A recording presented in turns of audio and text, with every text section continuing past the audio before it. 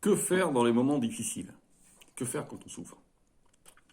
Alors, il y a plusieurs possibilités quand vous êtes dans des moments difficiles. Vous allez adopter soit la réaction de plus de 90% des gens, hommes ou femmes, dans notre société, qui est la culture victimaire. Les gens adorent prendre cette culture victimaire, d'être des victimes. Les pauvres petits qui n'ont rien fait, au secours, ils souffrent, ils sont dans l'affliction, ils sont dans les épreuves. Ça, c'est la première possibilité. Si vous choisissez cette possibilité-là, vous avez deux alternatives. Soit vous allez couler, ou soit vous allez vous réfugier chez les gens. Vous allez chercher le réconfort et la protection chez les autres. Sachez que si vous cherchez la protection et le réconfort chez les autres, il ne faut pas vous attendre à de la loyauté chez les gens. Quand quelqu'un vient en position de faiblesse, ce n'est pas un gage de respect. Votre sauveur, votre protecteur, va peut-être vous aider sur le moment, vous protéger. Mais ce n'est pas pour ça qu'il va être loyal avec vous. Et ensuite, il vous fera payer, mais vous en rendrez même pas compte. Il vous fera payer votre faiblesse. Il ne vous respectera plus. Vous lui serez redevable de l'aide qu'il vous aura donnée. Alors ça, c'est la première possibilité. Donc, culture victimaire. Dans notre société, effectivement, les gens adorent se plaindre et pleurer. Deuxième possibilité, et ça, je vous invite à m'écouter là-dessus.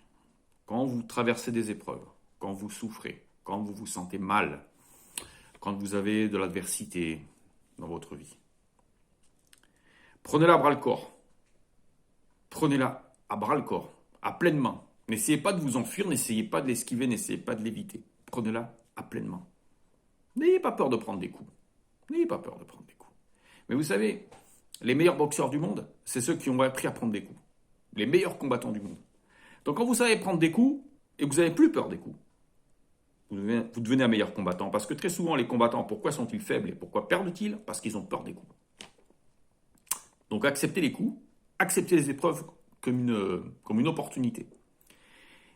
Et pour ceux pour qui c'est possible, programmez-vous pour que toute l'énergie que vous avez en vous s'adapte à cette adversité, à cette souffrance, s'adapte, se batte. Que tout en vous se batte pour s'adapter, pour survivre, pour triompher de l'adversité. Et plus vous souffrez, plus ça vous donnera d'opportunités pour devenir plus fort.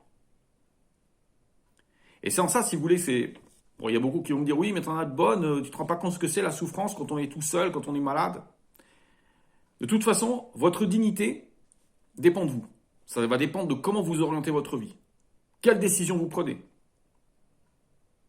C'est pas les autres qui vont vous donner les choses. Dans notre société, on fait croire aux gens, dès leur plus jeune âge, que c'est les femmes qui vont tout leur donner. Les hommes, donc les petits garçons, sont éduqués par leur maman. Et donc, le problème à notre époque, qui ne se posait pas autant dans les siècles passés, c'est que les jeunes garçons n'apprennent plus à être des hommes. Donc, qu'est-ce qui se passe? Ils vont, à travers la femme, ils vont trouver un réconfort. Ils vont croire qu'avec la femme, ils vont avoir du réconfort, ils vont avoir la paix, ils vont avoir le... Mais c'est pas du tout ça dont il s'agit.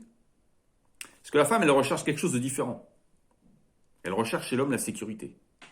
Quelqu'un qui sache ce qu'il veut. Qui ait l'esprit d'initiative, qui n'ait pas peur. Mais si les hommes sont programmés pour perdre leur masculinité, pour être à genoux devant les femmes, c'est pas comme ça qu'il faut faire. C'est mauvaise route. C'est une très mauvaise route. Et les femmes aussi, si vous souffrez, ne vous réfugiez pas dans les hommes. N'allez pas imaginer que les hommes vont vous sauver. N'allez pas imaginer que ça va résoudre le problème. Parce que vous pouvez tomber sur un prédateur. Et très souvent, c'est ça.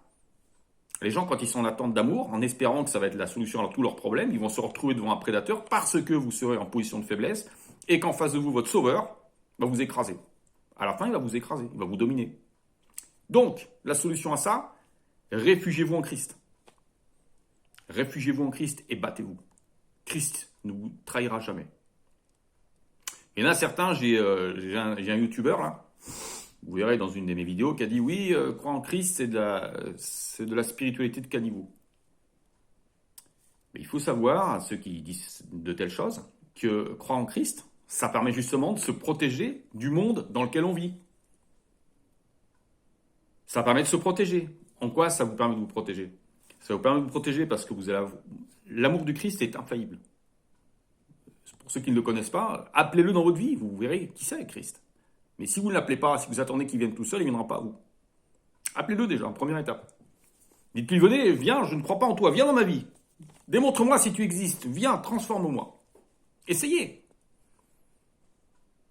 Mais Christ ne viendra pas à vous si vous n'avez pas envie. Il n'est pas ici pour obliger les gens. Ça, c'est une chose.